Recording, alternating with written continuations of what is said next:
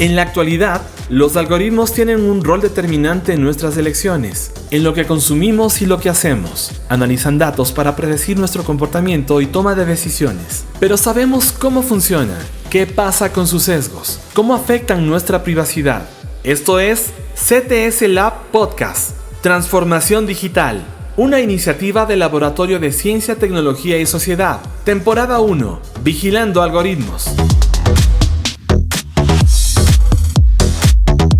Hola, bienvenidas y bienvenidos al podcast sobre transformación digital, una iniciativa del Laboratorio de Ciencia, Tecnología y Sociedad, CTS Lab, en el marco del proyecto de vinculación Gig Economy y Vigilancia Algorítmica. Esta es la primera temporada y ha sido denominada Vigilando Algoritmos. Soy Francisco Rodríguez, investigador del CTS Lab, y desde los estudios de Flaxo Radio llevamos a ustedes este espacio de análisis y reflexión. En el episodio de hoy exploraremos uno de los temas centrales de la transformación digital, la inserción de las tecnologías emergentes, en este caso en el ámbito educativo, para lo cual nos acompaña Ángel Gutiérrez. Bienvenido Ángel, gracias por participar en este espacio.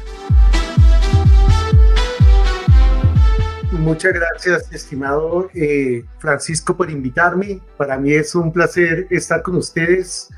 Como sabes, entre otras de mis vinculaciones está mi cercanía con la investigación que hace el laboratorio. Entonces, para mí es un agrado trabajar con ustedes y tocar estos temas que particularmente el de la educación es un tema que me apasiona. Genial Ángel, y más bien muchas gracias también por estar con nosotros en este episodio. Teníamos muchas ganas precisamente de conversar, de analizar las implicaciones que existen alrededor de la adopción de las tecnologías emergentes, en este caso en el ámbito educativo, que es probablemente con el ámbito laboral uno de los ámbitos donde más investigaciones hay, pero también uno de los sectores, digamos, más calientes, ¿no? Con mayor debate en torno a la inserción de las tecnologías emergentes. Así es que bien, vamos a presentar a nuestro invitado. Ángel Gutiérrez es PhD en Educación, profesor universitario por más de 25 años, enseñando desde la situación latinoamericana, investigando en empresas públicas, privadas y organizaciones sociales los procesos de transformación, en particular el papel de las tecnologías y del aprendizaje en estos procesos. Bien, entonces arrancamos, estimado Ángel. Uno de los ámbitos en los cuales existe, digamos, mayor incidencia, ¿no es cierto?, tiene que ver con la adopción de la inteligencia artificial en el sector educativo. Como para arrancar y de manera general, ¿para qué se está usando la inteligencia artificial en la educación? Bueno, creo que la educación en amplio pues abarca fenómenos que van más allá del sector educativo, ¿no? Uh-huh. Voy a intentar, por lo tanto, en centrarme en el aprendizaje formal asociado precisamente a lo que llamaríamos Ministerio de Educación y al sistema educativo como tal formal. Y entre estos elementos creo que es bueno diferenciar tres ámbitos en los que ha venido entrando la inteligencia artificial, ¿no? Uno tiene que ver del lado del aprendizaje. En otras palabras, el uso que hacen los estudiantes de estas tecnologías. El otro tiene que ver del lado de la enseñanza, ¿no? Y es todos los esfuerzos que se hacen en el sistema para construir estrategias que apoyen ese aprendizaje, teniendo en cuenta también, obviamente, las necesidades sociales, las necesidades de nuestros países. Y está, por otro lado, la gestión educativa, que es precisamente todo el marco institucional, desde los colegios, universidades, pero también precisamente la política pública que busca apoyar el sistema, ¿no? El ámbito de la educación. Y en ese sentido, creo que una primera entrada para comenzar a ver el uso de la inteligencia artificial es, por un lado, mirar lo que pasa con los estudiantes, ¿no? Y es del lado del aprendizaje. Fundamentalmente, dentro del sistema educativo, lo que mira el estudiante es cómo le ayuda a resolver los problemas que tienen, por ejemplo, del lado de las tareas que les asignan. Y esa es realmente su primera preocupación. No quiere decir que el estudiante no lo utilice para otras cosas, pero dentro de ese ámbito formal, fundamentalmente su problema es cómo esto me sirve para construir, para ayudar a resolver mi problema de la tarea, de mis asignaciones. Está por otro lado el ámbito educativo, que es ya el esfuerzo principalmente de profesores, de los mismos administrativos de las universidades, en ver cómo encauzan el aprendizaje de los estudiantes a sus necesidades futuras y a las necesidades de los países. Y en ese ámbito creo que históricamente hay dos momentos en los que se ha venido vinculando con mucha fuerza la inteligencia artificial, desde el siglo pasado, es más. Tiene que ver primero con el dilema que presenta estos sistemas entre la cobertura y la personalización que se necesita para que realmente el aprendizaje dé respuesta a las necesidades del estudiante, de sus familias, de sus comunidades. Y en ese sentido está por un lado esa personalización, pero en cuanto a la cobertura, por ejemplo, está el juego de cómo ayudar a la inclusión de ciertas comunidades, por ejemplo, que no tienen fácil acceso a la educación. Por hablar, digamos, elementos de inclusión están el reconocimiento de voz para aquellas poblaciones que tienen dificultades en visualizar lo que pasa en los tableros, lo que se trabaja por computador, por ejemplo. Entonces comienzan a emerger herramientas como el reconocimiento de voz para el apoyo, por ejemplo, a estos elementos de inclusión, y otros como, por ejemplo, los sistemas expertos basados en reglas, que se vuelven como unos tutores iniciales que ayudaban a los estudiantes precisamente a resolver las problemáticas específicas cuando comenzaban a acercarse a resolver las tareas o las asignaciones que tenían en sus ámbitos pues académicos. Y está por otro lado el ámbito de la gestión académica, y en ese sentido la inteligencia artificial la han usado tanto los administradores de los colegios, de las universidades, pero también el Estado, para entender los problemas del riesgo frente a los objetivos que hay en la educación. Por ejemplo, la cobertura. Entonces, se ha buscado entender realmente a través de los datos, a través de la inteligencia artificial, por ejemplo, las brechas de cobertura que hay en nuestros países, tanto en colegios como en universidades, pero también, por ejemplo, los riesgos de abandono. Entonces, ¿qué pasa cuando precisamente se comienza a entender esto a nivel de universidades o a nivel social? Y eso ayuda también a plantear estrategias tanto a nivel de la gestión académica de colegios, de universidades, pero también de la política pública. Otros elementos de la gestión, por ejemplo, de la política universitaria, tiene que ver, por ejemplo, con cosas como el Turnitin, para evaluar las posibilidades de plagio, por colocar otro ejemplo. El dato clave en transformación digital. Según la Organización de Naciones Unidas para la Educación, la Ciencia y la Cultura, UNESCO, en su informe de 2023 titulado El estado de la educación digital en América Latina, solo el 15% de los estudiantes en la región tienen acceso a programas educativos que incluyen formación en tecnologías emergentes como inteligencia artificial.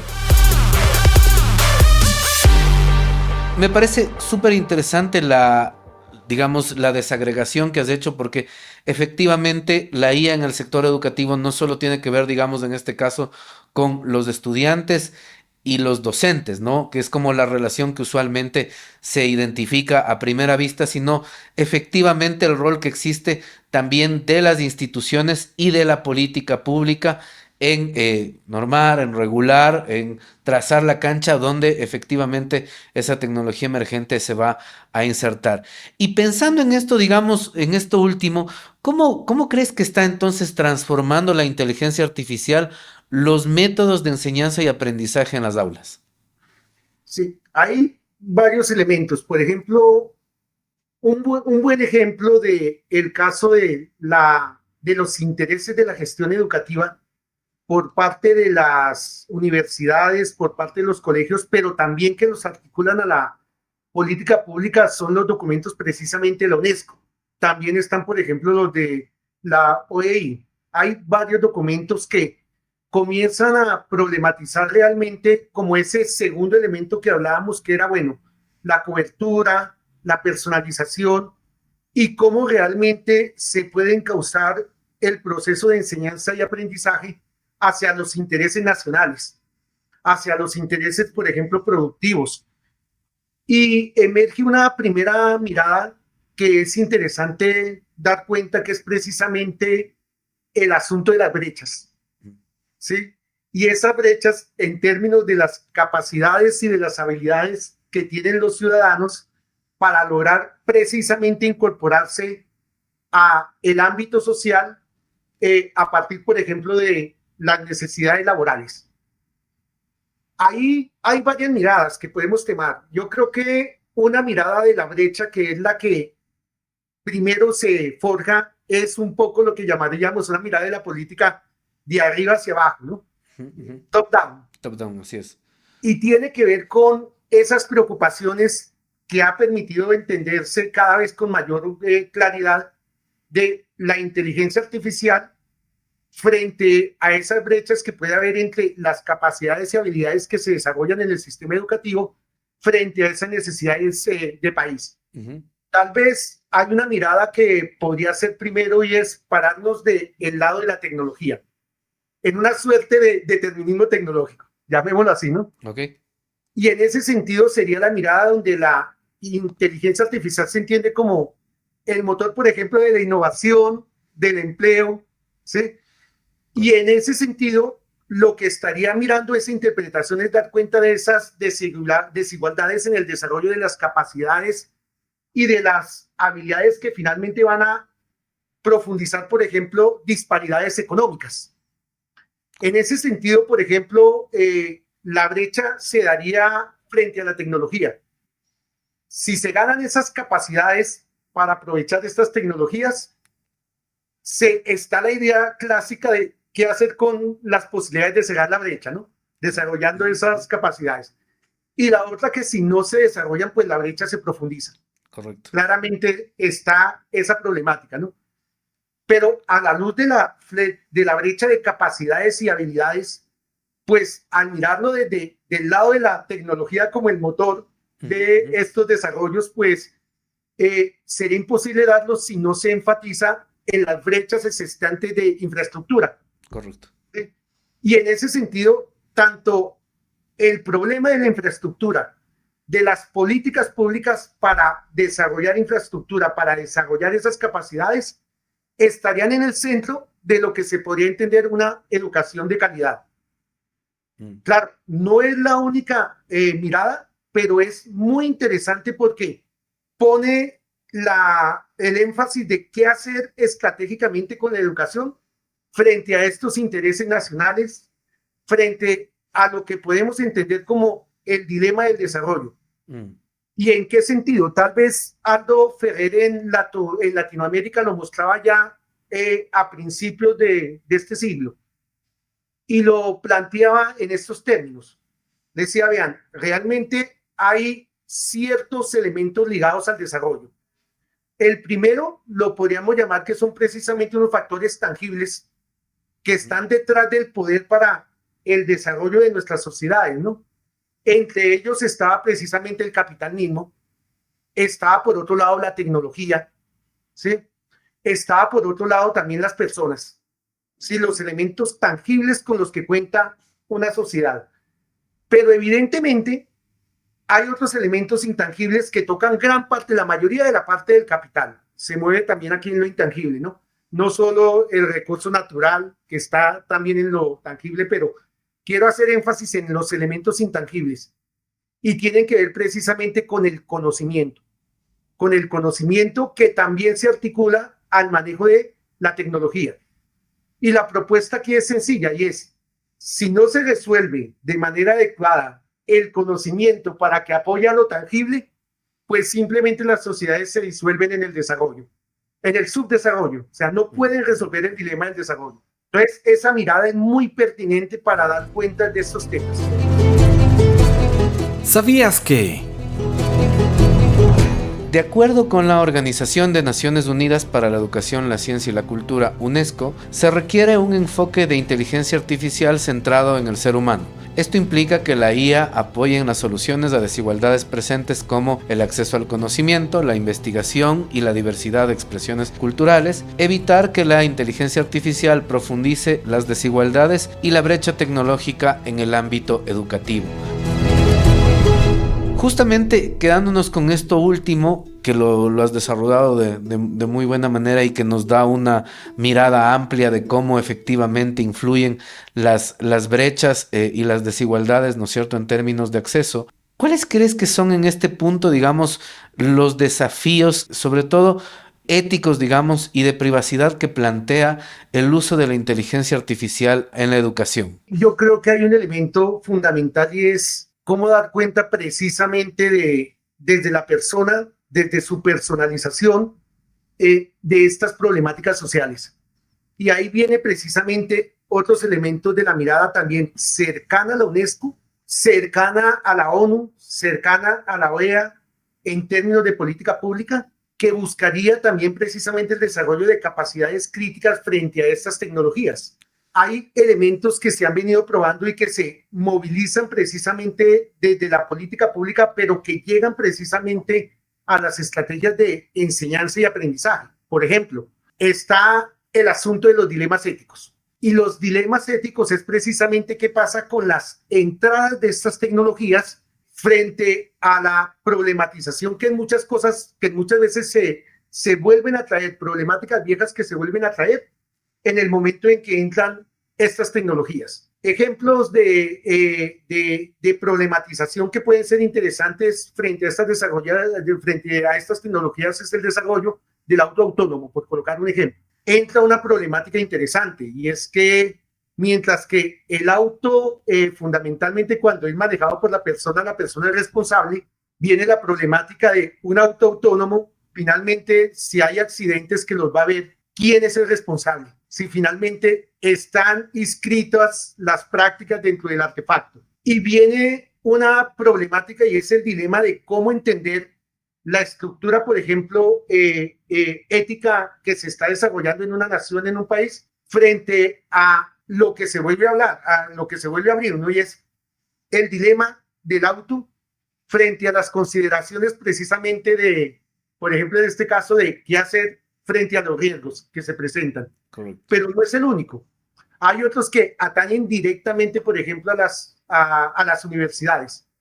Está el caso de el riesgo de plagio, que preocupa tanto, por ejemplo, a nivel universitario, ¿no? Desde los 90 el asunto se daba clausurado porque finalmente habían aparecido herramientas como Turnitin, que se vinieron ya utilizando con mucha efectividad hasta hace 5 o 6 años. Llegan a tecnologías como ChatGPT, se comienzan a evaluar trabajos de ChatGPT con estas tecnologías y no detecta lo que se entiende clásicamente como plagio en el 94% de las veces, según estudios, por ejemplo, de universidades inglesas. Vuelve a abrirse estas controversias y por lo tanto queda otro dilema y es ¿qué hacemos con estas tecnologías frente a la noción de ética que tenemos? ¿La prohibimos el ChatGPT? ¿La regulamos? O, por ejemplo, la utilizamos en ámbitos de innovación, de cómo entender más bien los procesos educativos en este momento para que de forma automática se hacen los trabajos por parte del estudiante, pero claramente hay una comprensión de lo que entrarían a hacer esos trabajos dentro de una propuesta pedagógica para desde ahí poder tener un control de lo que pueden ser esas tecnologías y no más bien que esas tecnologías estén abriéndonos las controversias. Más bien, a la luz de las personas, de los intereses de por qué formamos, de qué formamos y de para qué formamos, comenzar a dar cuenta de esas controversias que se van a abrir. Esto es muy interesante porque los modelos de lenguaje largo parece que llegaron, digamos, para quedarse y ser una herramienta que está siendo sumamente usada por los estudiantes, en este caso, para lo que tú mencionabas en la primera sección, es el tema de resolver las tareas, ¿no? Sin embargo, hay que señalar que estos modelos de lenguaje largo, al final del día, Y cuando uno comienza a hacer una revisión profunda de los contenidos que generan estos modelos, en muchos casos son contradictorios, son falsos, las referencias no existen. Así es que ahí también, digamos, ¿cuál sería el desafío? Ya hablamos del desafío ético, pero ¿cuál sería el desafío entonces que tenemos justamente por esta generación de contenidos que en algún punto algunos actores pueden asumir como ciertos y lo dan por sentado, sin cuestionar, digamos, una actitud además justamente bastante determinista con relación al contenido que te está generando este modelo? Ahí hay varios niveles y los quiero de nuevo mirar en el punto de vista del aprendizaje, Ujú, de la enseñanza y de la gestión educativa. ujú, Tal vez hay desafíos para el estudiante, claramente, y es que vienen de unas pedagogías, no, fuimos educados en una pedagogía de la respuesta y el estudiante comienza desde ahí a acercarse a estas tecnologías. Como hemos comentado, vienen a la luz de la tarea que le dejan. de acuerdo. Entonces, si la tarea les deja, fácilmente dicen, pasemos esto por ChatGPT y respondamos la tarea. Y viene en el problema de si realmente las respuestas son válidas, Correcto. si hay validez en estos contenidos, por un lado. Pero la otra, el desafío central es que el estudiante comience a construir una visión crítica, Correcto. ¿sí? Claro. Pase de esa visión pasiva de coger la tarea y pasarla por ChatGPT y más bien vuelva a una visión activa, autónoma y crítica sobre el proceso que está realizando. Luego está, por un lado, la crítica sobre el contenido que está precisamente generando a partir de estas herramientas, pero también la crítica al uso de las herramientas mismas. Creo que ese es un desafío que tiene el estudiante. Pero también, obviamente, hay un desafío de los profesores, de la docencia, de la enseñanza como tal. Y creo que el core, el centro está en algo que ya había propuesto en su momento desde el siglo pasado varios educadores, y era el problema de plantear una pedagogía basada en la respuesta. Que el estudiante dé la respuesta que tiene el profesor, por ejemplo, cosas de ese estilo.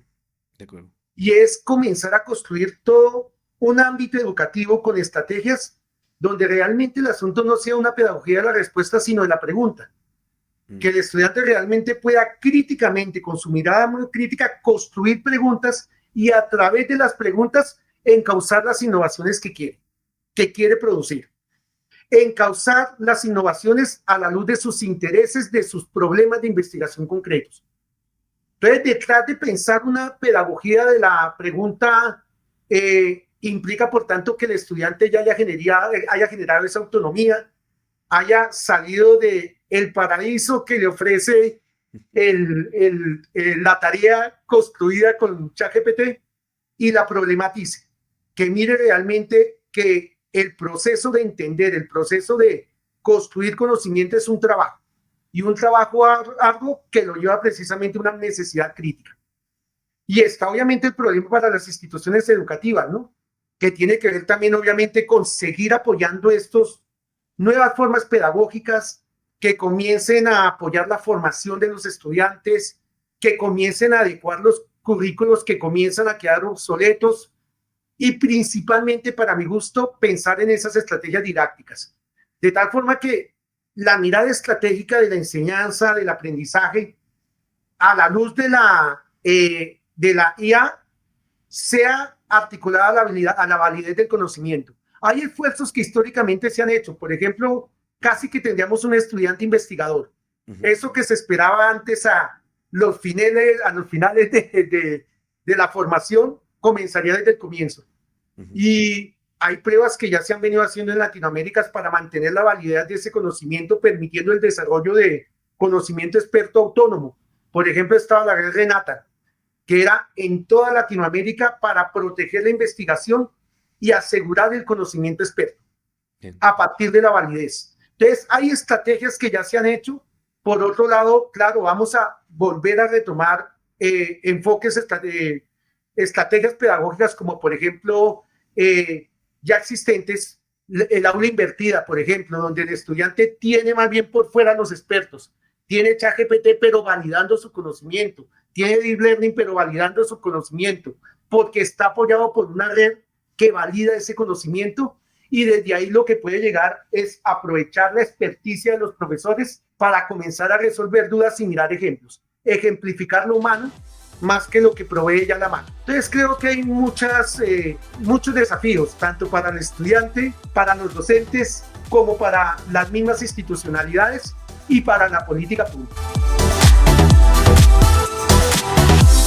Muchas gracias, Ángel, por tus respuestas, por tu análisis. Y entonces así llegamos al final de este episodio. Muchas gracias por acompañarnos y ser parte de esta comunidad. Agradecemos también a Flaxo Radio y a Javier Macas en la producción. No olvides seguirnos en las cuentas del laboratorio, en redes sociales y visitar nuestro sitio web ctslab.org para más contenidos, publicaciones y actualizaciones. Hasta la próxima.